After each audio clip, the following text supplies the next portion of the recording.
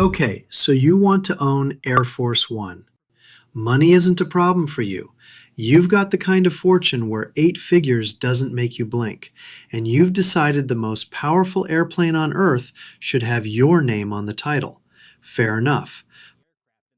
But here's the strange part, and nobody is going to tell you this on the showroom floor, because there is no showroom floor. You can't buy this airplane.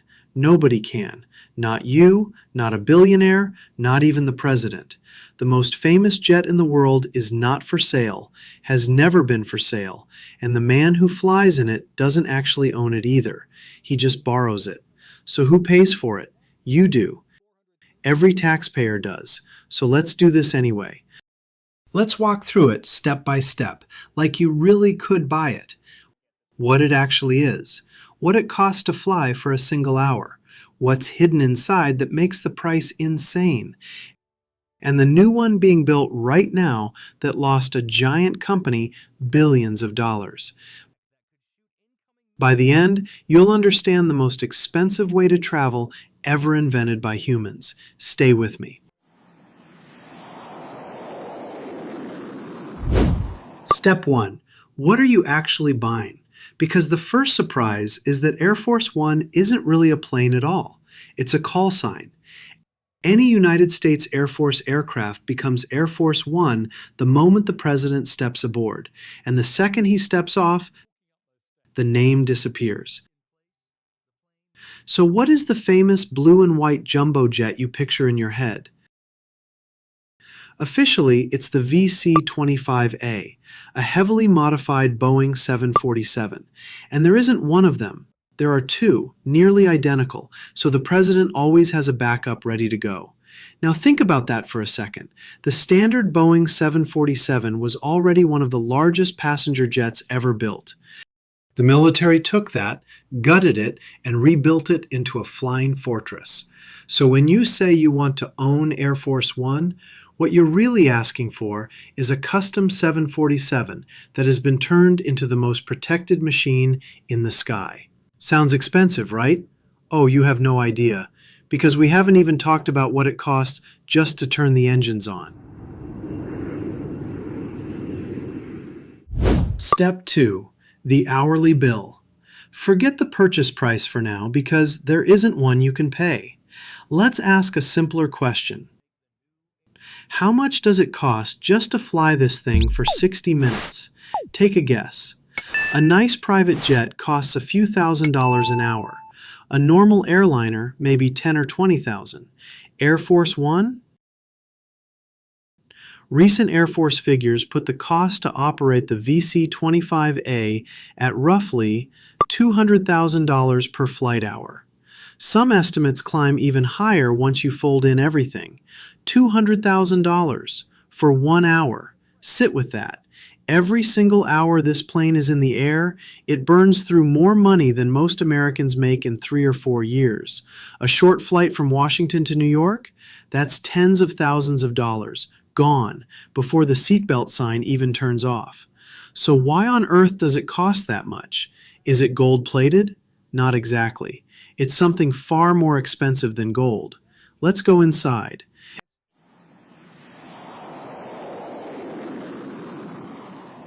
Step 3. What's hidden inside? Here's where the price tag finally starts to make sense. This airplane is built to survive things no other plane is built to survive. Start with the skin. The fuselage carries armor, somewhere around 28,000 pounds of it, woven right into the structure to protect against blasts and shrapnel. Then the wiring. A normal 747 has a lot of wire in it. This one has about 238 miles of wiring, roughly double, and all of it is shielded against an electromagnetic pulse, the kind of surge a nuclear detonation throws out. In plain English, if a nuclear weapon went off, this plane is designed to keep flying and keep working. Now keep going. It can refuel in midair, which means in theory, it never has to land. It can stay airborne for days. Inside, there's a full medical suite, capable of functioning as an operating room, with a doctor always on board. There's a galley that can feed roughly 100 people. There are secure communication centers that turn the plane into a flying command post so the president can run the entire country or launch a war from 40,000 feet. So ask yourself, how do you put a price on a plane that's part airliner, part hospital, part bunker, and part nuclear command center? You almost can't, but somebody tried, and it broke them.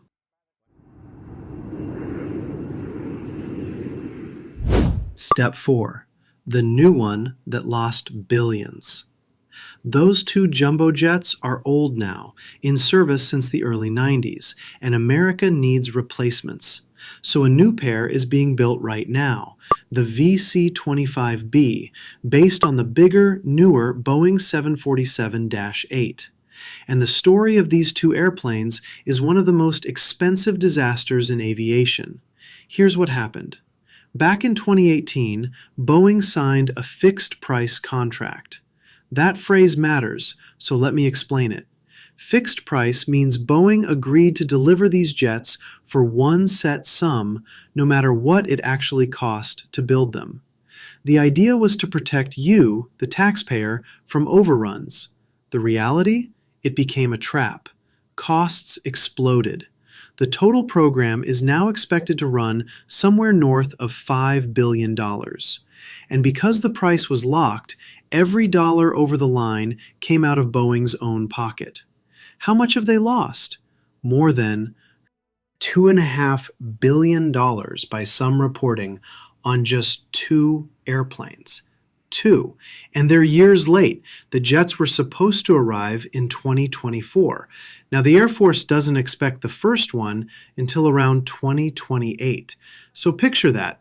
One of the biggest aerospace companies on the planet, bleeding billions, building two planes nobody can technically buy for a customer who doesn't personally own them. Make that make sense. Step 5. The ownership paradox. So let's go back to your original dream. You wanted to own Air Force One. Now here's the part that genuinely breaks people's brains. You can't. Full stop. These airplanes belong to the United States Air Force. They are government property, paid for by hundreds of millions of taxpayers, the same people who'll never set foot on board. And the president, the most powerful person in the world, the one who flies in it constantly, the one whose entire image is wrapped up in that blue and white jet, he doesn't own it either. He can't sell it. He can't keep it when he leaves office. He can't even choose what color it is without a fight. He's a passenger, a very important passenger, with a bedroom and an operating room and a nuclear command center, but a passenger. So who actually owns the most powerful airplane on Earth? Technically, you do, a tiny sliver of it. So does every single person who paid taxes this year. You own a few square inches of the seat, a thread of that armored skin, a fraction of one of those 238 miles of wire, and you will never, ever be allowed to fly on it. Isn't that wild?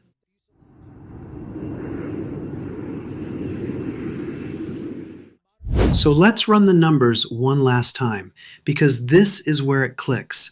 You cannot buy this airplane, so its sticker price is meaningless to you. But the country still pays. 2 jets flying now, 2 more on the way, a program in the billions, an hourly cost that could fund an entire school for a year. And what are you paying for, really? Not luxury. Not marble bathrooms and champagne. You're paying for survivability. You're paying so that one human being can keep running a nation in the middle of the worst day in history, when everything else has stopped flying. That's the product. That's the whole point. It's not a jet. It's a guarantee, written in armor and shielded wire, that the United States government cannot be knocked out of the sky. And guarantees like that don't come with a price tag you'd ever recognize.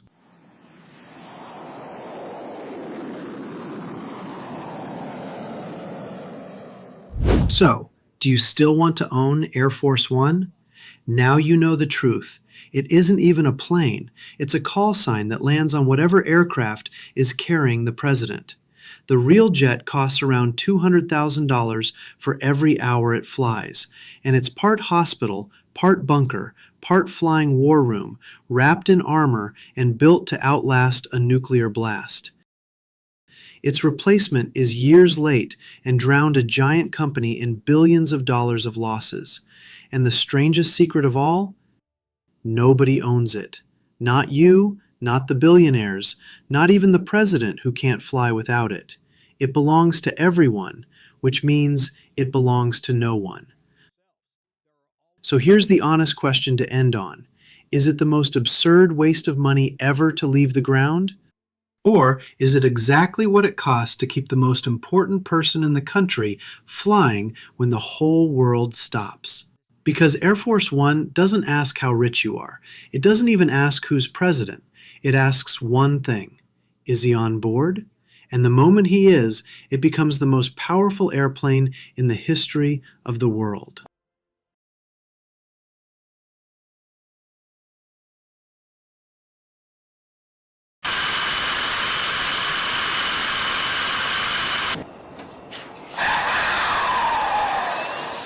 Okay, so you want to own a fighter jet.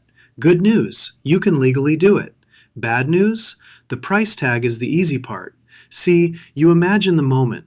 You roll back the hangar door, sunlight hits the canopy, and there it sits, a missile with a seat. You climb in. You're the kind of person who buys a fighter jet. But here's the twist nobody warns you about. Even the countries that buy the most advanced fighter on Earth don't fully own it. They paid $80, $90, $100 million per jet, and the United States still controls the software that makes it work. So before you wire the money, let's actually do the math. Not the fantasy math, the real math. How much to buy one, how much to keep it alive, and why the most expensive machine in human history might never really belong to anyone at all. Let's start at the top of the menu, because you've got taste. You want the F-35, the Lightning II, the crown jewel, and right away you hit your first decision, because there isn't one F-35, there are three. The F-35A takes off from a normal runway, and it's the cheapest of the bunch, at roughly $82 million per jet. Why the cheapest? Because it's the simplest, and they build the most of them. Then there's the F-35B. This is the show-off. It can take off in a short distance and land straight down, like a helicopter, using a giant lift fan built by Rolls-Royce buried behind the cockpit. All that engineering magic costs you. The B runs around $109 million. And the F-35C? That's the carrier version, with bigger wings and a reinforced spine for slamming onto a moving deck, about $102 million. And here's the part most people skip right over. Those prices don't even include the engine. The Pratt & Whitney engine adds another $20 million or so. So your real out-the-door price on a brand new F-35 sits north of $100 million. For one. Feeling rich yet? And here's the catch. You can't actually buy this one. Lockheed doesn't sell to private collectors, no matter your bank account. These go to governments, full stop. But hold on to that number, north of $100 million, because everything else is about to feel like a bargain. But wait, maybe you're more reasonable than that. Maybe you don't need a $100 million stealth jet. Maybe you just want something with wings, an afterburner, and a story to tell at dinner. Good news. The civilian market for retired military jets is very, very real. Want a Czech-built L-39 Albatross, the little trainer that half the world's air forces flew? An airworthy one runs you somewhere between $200,000 and $450,000. That's less than a nice house. You want something with a Cold War edge? A MiG-21, the most produced supersonic jet in history, can be had with a static museum piece going for around $50,000 and a flyable one costing a lot more. And yes, demilitarized warbirds like old F-5s exist on the market too, sliding from a few $100,000 into the millions. So here's the honest truth. Buying a fighter jet? That's not the hard part. Almost anyone with a strong bank account can buy one. The hard part is everything that comes next. Because here's where the dream meets the paperwork. You can't just buy a fighter jet, fuel it up, and go chase the sound barrier over your neighborhood. First, the jet has to be demilitarized, and the government means it. The weapon hardpoints get welded shut. The gun ports get sealed. The bomb racks come off. Anything that could actually fire or drop something? Gone, permanently, before you're allowed near it. Then comes registration. The FAA doesn't file your fighter next to a Cessna. It goes into a special category called experimental, often tagged for exhibition, meaning you can fly it for air shows, for fun, for personal joy, but not for business. And if your jet came from overseas? Welcome to ITAR, the International Traffic in Arms Regulations. Suddenly, the State Department has opinions about your weekend hobby. Think about that for a second. You bought it, you paid for it, it's parked in your hangar, and you still need Washington's blessing to keep it legal. Starting to see the pattern? And now we arrive at the trap, the part that quietly destroys fighter jet dreams. Buying the jet is a one-time pain. Feeding it is forever. Let's talk operating cost, and let's start cheap with your little L-39. Just to fly that thing costs you somewhere between $1,000 and $1,500 every single hour. Fuel alone eats $400 to $800 an hour. An hour. Now climb back up the menu to the F-35 and hold on to your wallet. The U.S. military's own cost to fly an F-35 for 1 hour landed around $33,000 to $36,000 per hour. Let that sink in. A single 1-hour training flight costs more than a new car. Take it up for 10 hours this month, and you've spent more than $250,000 just on flying. And that's before the hangar, before the specialized mechanics, before the spare parts that only one company on Earth is allowed to sell you. Want to guess what one F-35 costs the Air Force to keep per jet per year?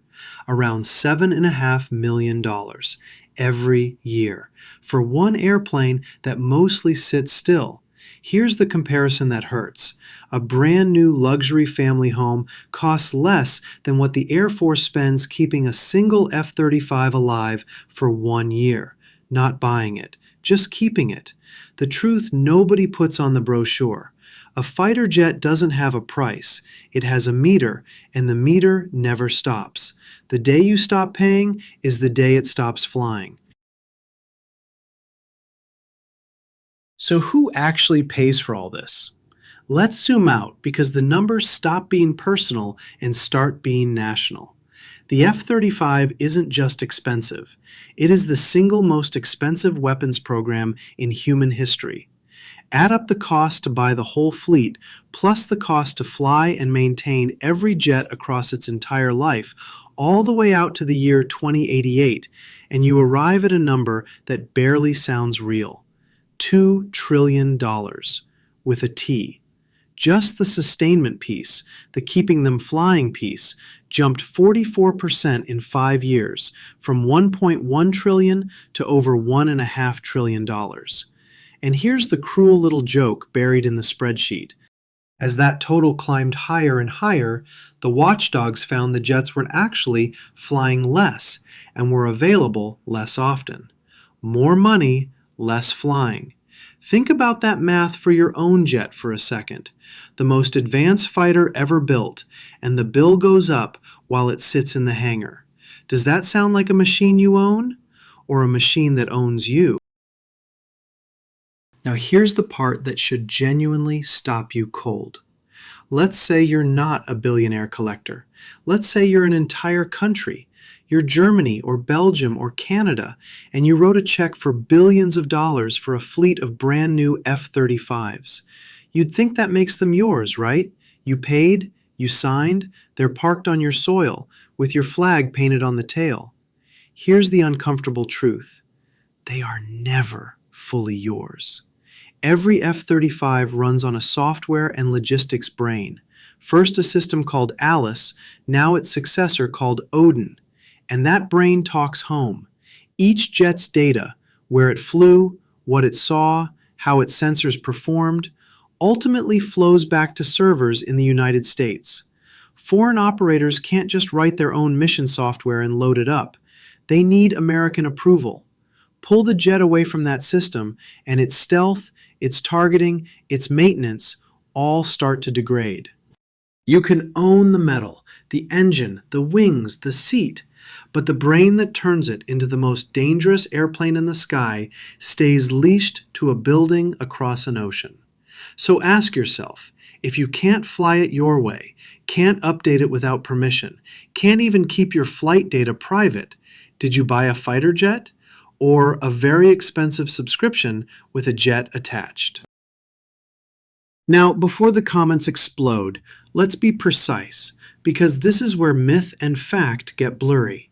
Is there a literal big red button in a Pentagon basement that shuts down every Allied F-35 with one click?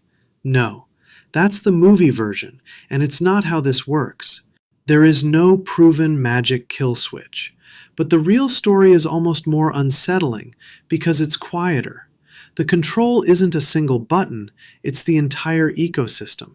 The spare parts, the software updates, the mission data, the maintenance approvals. All of it flows through American hands. You don't need a kill switch when you control the bloodstream. That's why countries like Germany and Canada have openly worried out loud about what they called coercive leverage. The fear that the supplier could, in a crisis, simply slow the flow and ground a fleet without ever firing a shot. Now bring it back to you, in your hangar. Even your harmless little L-39 needs parts from somewhere, mechanics who know it, fuel only certain places will sell you. The fighter jet is never just the jet. It's the whole invisible tail of dependence dragging behind it. So let's add up the fantasy. Buying one? Doable. A retired jet from a few $100,000, a new F-35 north of $100 million. Demilitarizing, registering, satisfying ITER? Doable, but slow, with Washington always in the room. Flying it? The silent assassin, $1,000 an hour at the bottom, tens of thousands at the top. And truly owning it? On the most advanced jets on Earth, that part might not be for sale at any price. Here's the real lesson inside this ridiculous dream. The fighter jet was never the asset. The asset is everything you need to keep it flying, and somebody else already owns that. You can buy the jet, you just can't buy your way out of the leash. You don't own a fighter jet. You rent the sky forever.